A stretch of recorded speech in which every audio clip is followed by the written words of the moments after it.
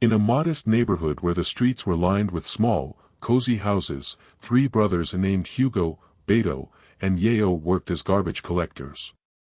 Hugo, the oldest, was the driver of their trusty garbage truck, while Beto and Yayo handled the heavy lifting, picking up the trash with practiced ease. For 10 years, they had faithfully served their community, never once complaining about the hard work or long hours. The brothers had never gone to school, but they had taught themselves to read just enough to get by. They were known for their dedication, friendly smiles, and unwavering work ethic. The residents of the neighborhood appreciated them, often exchanging warm greetings and small tokens of gratitude.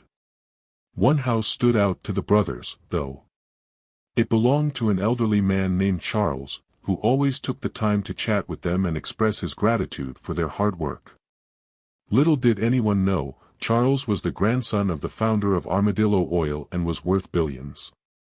Despite his immense wealth, he lived a simple life and never flaunted his fortune. Every Tuesday morning, Charles would be out on his porch, waving at the brothers as they collected his trash. "Morning, boys," he'd call out with a cheerful grin. "Got some lemonade in the fridge if you need a break." "Thanks, Mr. Charles," Hugo would reply, tipping his cap. "We'll take you up on that one of these days." Charles's warmth and kindness were infectious, and the brothers always looked forward to their brief chats. He often asked about their families and shared stories from his own past, never hinting at his wealth. The brothers, in turn, respected his privacy and enjoyed his company for the simple pleasure it brought. Unbeknownst to the brothers, Charles had a small family of distant relatives. They had never bothered to reach out to him, unaware of his immense wealth. Charles's quiet life and unassuming demeanor had kept his fortune hidden from all but his closest confidants. One day, the brothers noticed that Charles's trash had not been put out for several days. Concerned, they talked among themselves, hoping everything was all right. Suddenly, a man in a suit approached them as they were collecting garbage from another house. "Are you Hugo, Beto, and Yayo?" the man asked. Hugo nodded. "Yes, we are. How can we help you?"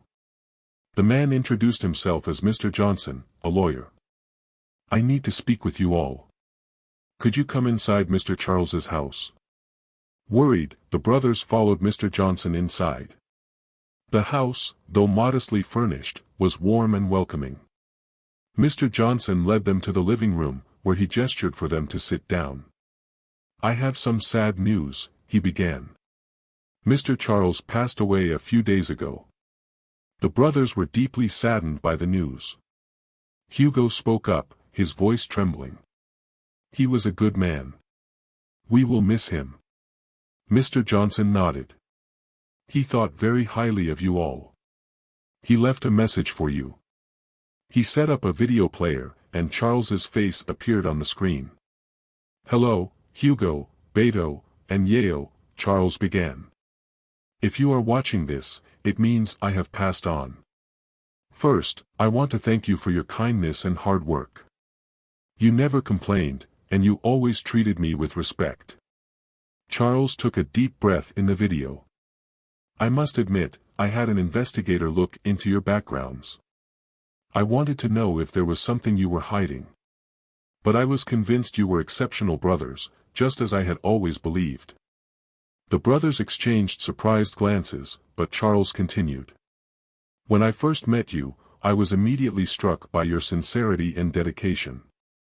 Over the years, I watched as you performed your duties with a level of commitment that is rare in today's world. You never asked for anything in return, and you always had a smile on your faces. It was then that I decided to learn more about you, to understand the men behind the hard work." A faint smile appeared on Charles's face.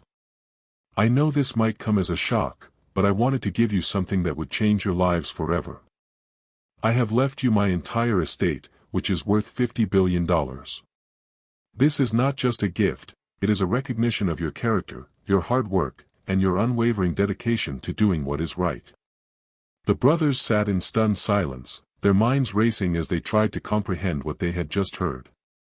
Charles's voice continued, calm and reassuring. I trust that you will use this money wisely. I believe in you, and I know that you will honor my legacy in ways that will benefit not just yourselves, but also the community that you have served so faithfully.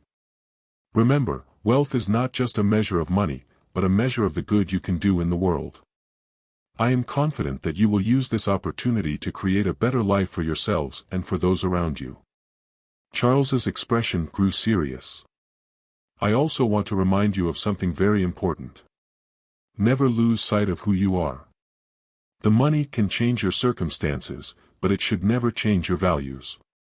Stay true to yourselves, and continue to be the men that I have come to admire and respect. The video ended, leaving the brothers overwhelmed with emotions. Tears streamed down their faces as they grasped the magnitude of Charles's gift. They had always been kind and hardworking, never expecting anything in return. Now, their lives were about to change in ways they could never have imagined. What does this mean? Yayo asked, still processing the news.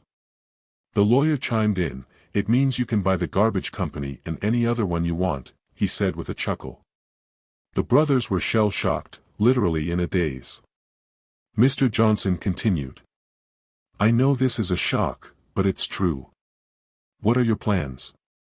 Hugo responded, "We're going to finish today's work and give our 2 weeks' notice." Mr. Johnson realized Charles had always been right about these men.